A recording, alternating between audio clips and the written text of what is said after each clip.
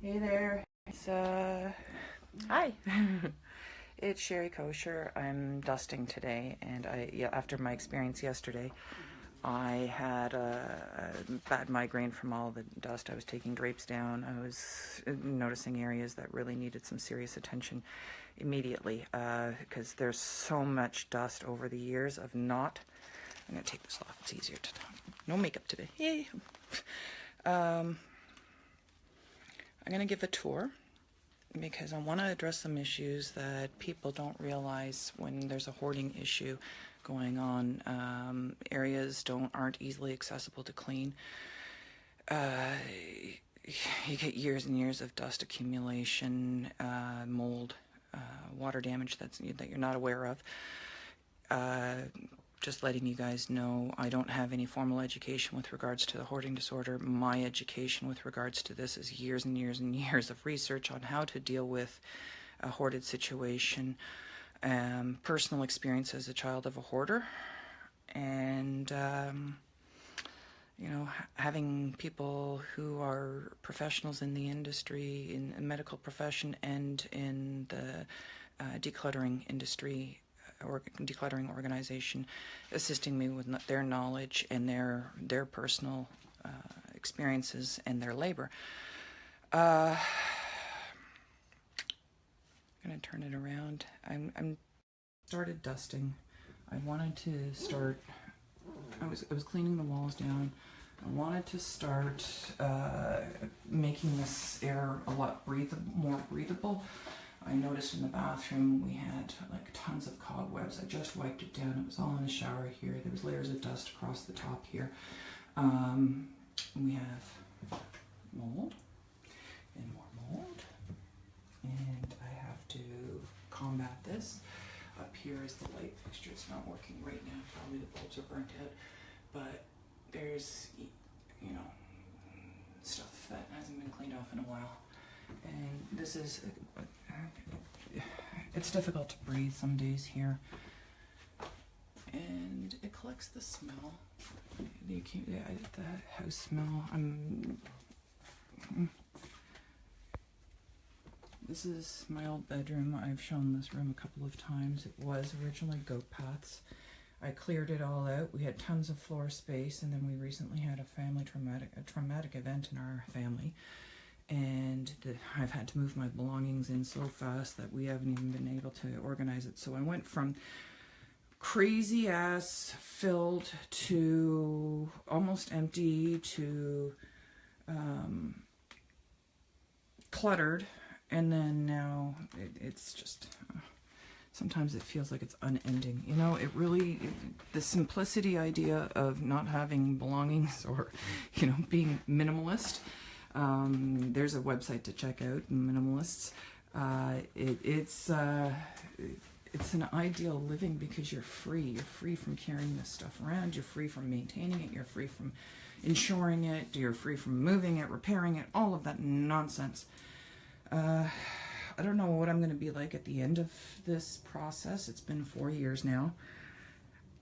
I'm hoping that my lifestyle, my personal lifestyle, when I finally end up in my dream home or wherever I end up, there's some worse places to be, but I would really like it to be very simple, non-cluttered, totally organized, everything in its place for everything, and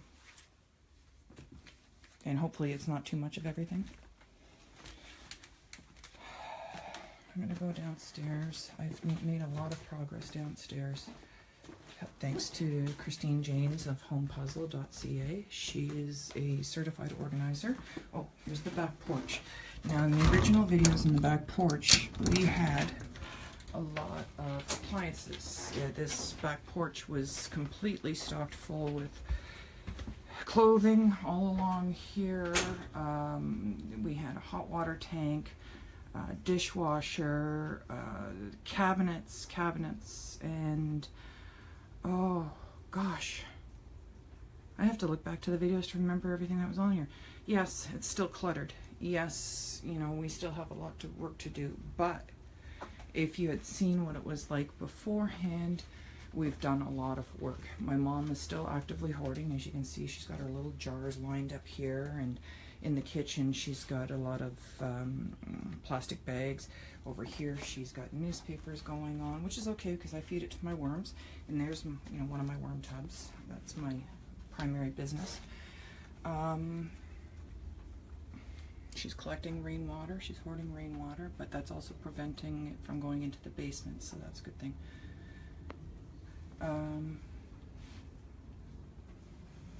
Yeah, see, there's one of her plastic bags, and I don't know why she saves stuff like this, but she does.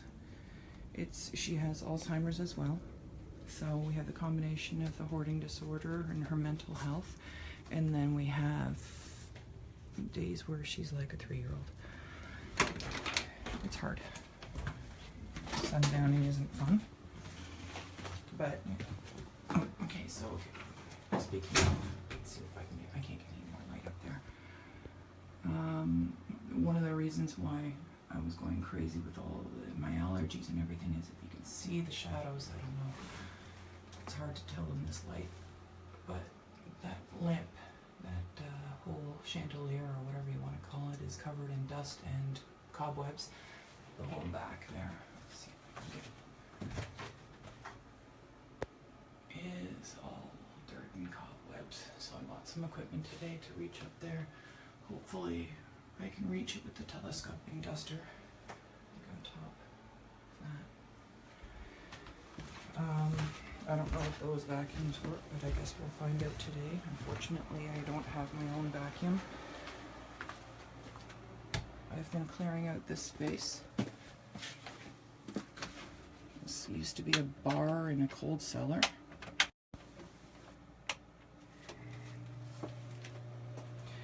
It's got to be cleaned. It's there's so much dust and stuff around here that it's. I pare down slowly so that it's not traumatic to my mom. If I take too much out all at once, it could cause her to relapse and lose her mind, and I won't be able to enter the house. And I need to enter this house at this time because this house needs to be worked on every day. I'm working in interesting conditions. Those are asbestos tiles. How you know they're asbestos tiles is see if they're less than 2 inches. And my foot is at my feet. We have 9.5 inch feet, so 9.5 shoe. That's less than, so that tells me it's asbestos tiles, and the problem is that they're all lifting, and so that causes more breathing problems for me. I don't know what my health is going to be like by the time I'm done with this, but it'll be an absolute miracle if I don't end up with some kind of pulmonary disease. This space was one small tiny path, and when you walked through it, it would be a chance of an avalanche. So I have photos of this. Christine was really kind to help me with this. She was my motivator most of the time, and if it wasn't for her, I wouldn't have anybody to be accountable to but myself. And you know, when we're looking at situations we don't want to do, for instance, dehoard an extremely hoarded property, it causes a lot of pain psychologically, emotionally, physically. You want to have somebody to answer to when you're doing a situation like this, because we naturally don't want to do things that cause pain. And we need that extra reinforcement psychologically so that we can keep going and keep motivated. And someone like Christine, or an organizer, a really good organizer that knows their stuff about hoarding, will know that they have to be that happy, positive person for you and cheer you on. And a lot of it is hands on yourself. I've been doing this myself for the first 3 years with very little help. This space is interesting. I'm going to turn the lights on. Sorry for switching topics like that, but this space in the original videos, you will see that it was jam-packed to the ceiling. So was that space over there, almost. It was 4.5, 5 feet tall. And you'll see over on these windows, I still can't properly access them yet. But there's, first of all, they're the original windows. And then we have all the dirt that's accumulated around from spider webs and just whatever's going on down here. I also have this window here. I am hoping to get this room so clean that I can sleep in it, because this particular bedroom, or this room, will be my bedroom. Not ideal, but you got to make do in emergency situations, right? Unfortunately, we are now in a state of emergency for the family. It's going to be heavy. Look at, anybody want some encyclopedias? I don't know what to do. Oh, I know to bring them to the Mennonites, but yeah, lifting those and bringing them upstairs is not my idea of fun right now. And here's the kitchen. This is stuff that I have to go through, and it will be either keep or toss, whatever. I don't know. I need a paper shredder again. I lost mine in the move. Somebody along the lines in the last few years, or last 10 years, I'll explain the stove. People ask me about this stove. My mom decided to clean the stove. She thought the burners were all dirty, so she took everything apart, and then she went and soaked the inserts, and the inserts rotted away because she soaked them for many, many years. And now I have a dysfunctional stove at the moment. Yeah. Okay. Oh, I'm going to empty the dehumidifier again. We have to have dehumidifiers running at all times now because there's so much moisture in the basement that I have to control it. There's some lighting. There's the other lighting. This isn't getting much better. I think most of it's going to go to the scrap metal yard. Again, it's going to be something that's going to be heavy and I have to carry up the stairs. The tools, I'll try to keep as many as I can for, like the singles, not multiples of everything, but singles, maybe doubles. I have an old pop machine that I've been dying to unveil, but it'll be some time. I'd like to get that running again. You know, these tools, some of them will come in handy, like the bench grinder there, the bench vise. My ultimate goal is to get that table that it's sitting on there.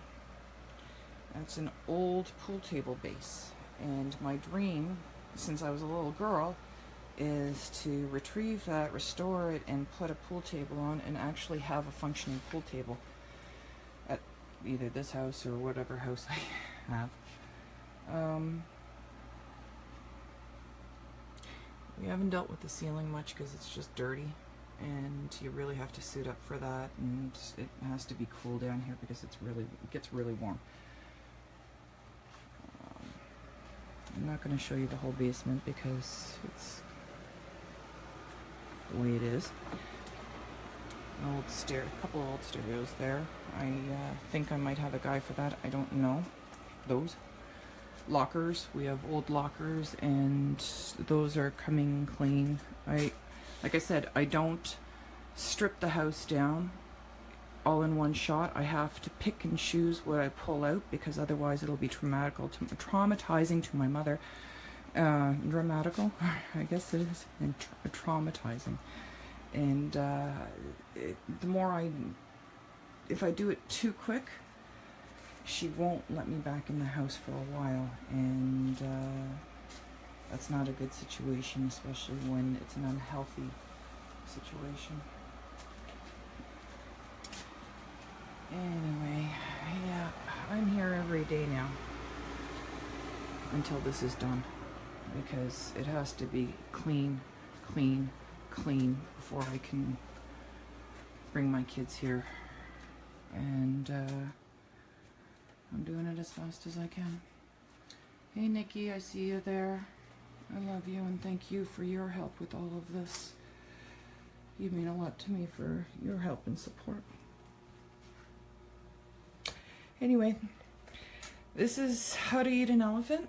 It's raining outside, so I can't show you the outside. I wonder how much I'll get done today. Anybody need a cuckoo clock? I got a few dozen here. We'll talk to you later. Bye.